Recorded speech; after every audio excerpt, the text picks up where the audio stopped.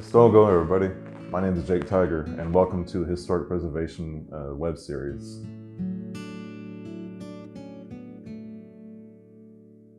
So everything we have here, I've made myself. These are all researched from paintings, lithographs, and documentations from journals written by explorers, long hunters, army officials.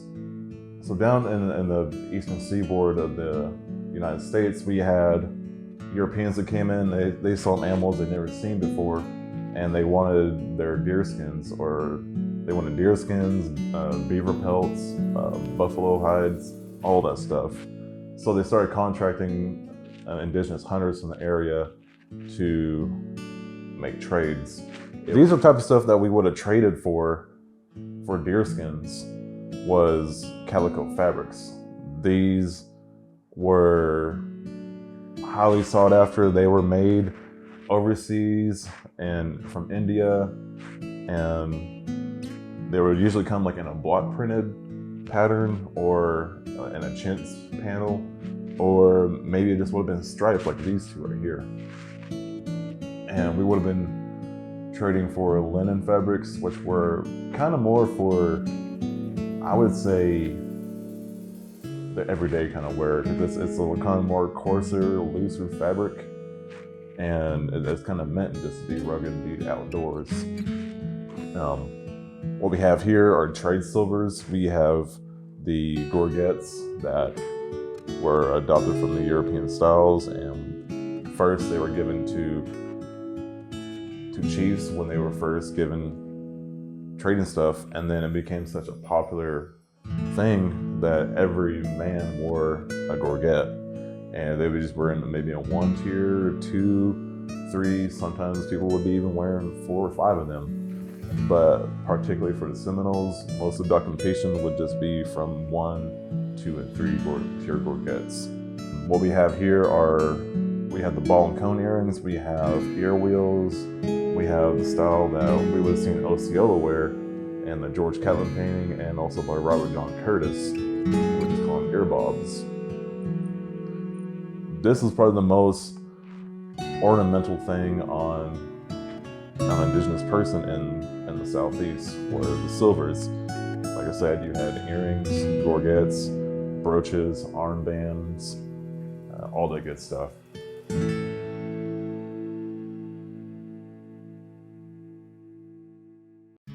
Now wool here, primarily we would have seen the Seminoles wearing black, red, or blue. The blue color in the 18th century was a lot cheaper to make. It's kind of like wearing denim today. The blue dye was so cheap back then, it was heavily produced. Red material, red wool started coming out.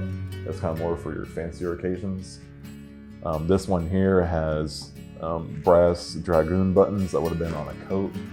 And so you can, like I said, it's your foot would go into here, you have a stirrup to hold your foot in so it's not riding around, and you have your suspenders to tie to your belt that goes under your shirt. And you would have a breechcloth also. This would have been like your underwear for the time period. It was just a long piece of wool. I'd say this is about a yard or so, and we just go up and under your crotch area, and we go over a belt, cover the whole section right there. And we still stuck with the center seam moccasins. It's a pretty simple design. All it is just stitch all the way up to, you kind of use what we call like a baseball stitch, starting from the center and through the back. And you have 2 little flaps right here. You know, you can either be worn down, or you can see the longer ones that were kind of worn like boots to protect your legs from sawgrass, thorns, all that kind of stuff. That's what you would have seen on the bottom half of the clothing. Not to mention, we had other stuff too. We had stuff that was utilitarian, but also very fancy in a way. Like we had these right here. We have garters that would have been worn on your leggings. They go under your knee and were kind of tied to the front or the back. And you can see these ones are made out of wool. They're finger woven, but they have really small seed beads. This is kind of style you would see people wearing at the time. Like I said, it's very utilitarian, but we know we like to look good, and we present ourselves in a way that is very kind of shows an image of being Seminole, that we take pride in being ourselves. So next we're going to get into the long shirt or the coats. This is the type of style that you would have seen around I want to say the 1820s up till the 1850s or so. These ones are made out of calicos. They're made with ruffles on the sleeves, on the cuffs, on the shoulders, on the opening, the plackets. We had this decorational, some on the bottom, and this is like kind of what you would have seen at the time. And it has ribbon, twill ribbon on it, and on the back side, this would have been a cape, a triangular cape that would have been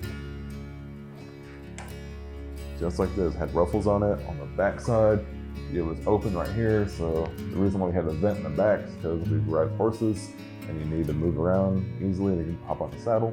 Well, that's why they have that. This is the type of style you would have seen in those portraits of Osceola, Micanubby. They're all wearing coats like these. It was very popular amongst the Southeast. The way I see these type of clothing is like wearing a suit today. You wouldn't wear a three-piece suit on a battlefield. This is kind of more for treaty signings. You'd wear it to ceremonies. You'd wear it to the trading posts, that type of stuff. Kind of working way around the clothing.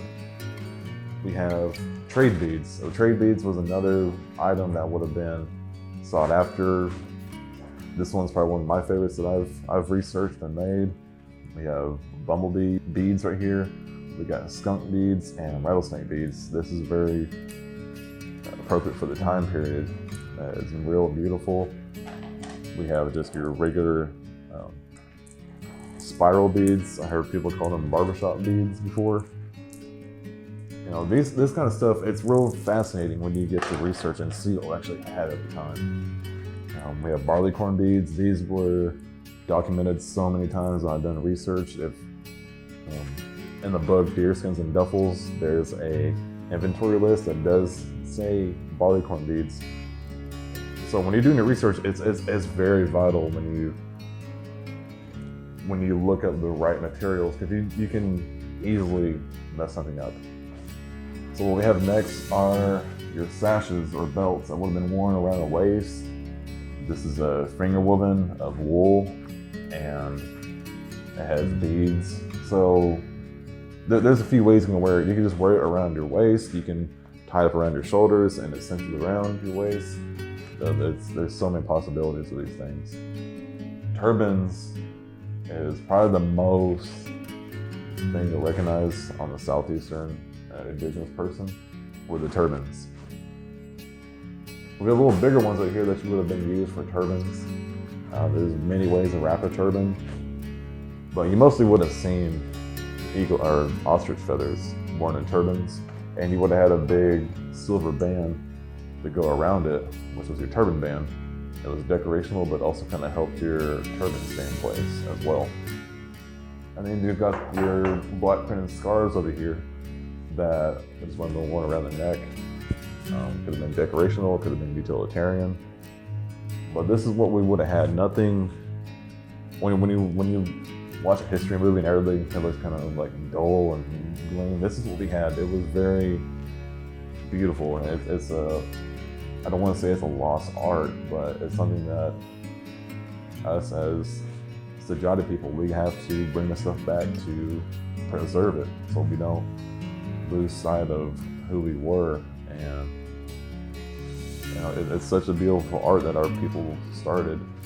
Once you begin to hand sew a piece of clothing, it just makes it that much more personal to yourself, and you really get to see how they actually made clothes in the 1800s. They didn't have sewing machines.